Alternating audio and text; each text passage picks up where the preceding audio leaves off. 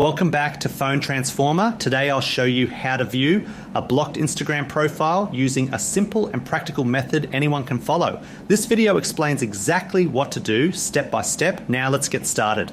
Step 1, open Instagram on your phone and go to your profile tab by tapping the profile icon at the bottom right corner. This is where all your account settings and options are located, and it's important because account switching starts from here.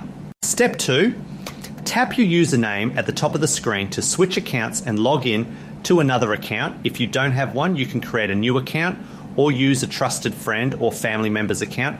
This works because the block only applies to your original account. Step 3, after logging in successfully, tap the search icon at the bottom of the screen. This opens the Instagram search page where you can look up profiles, hashtags, and content.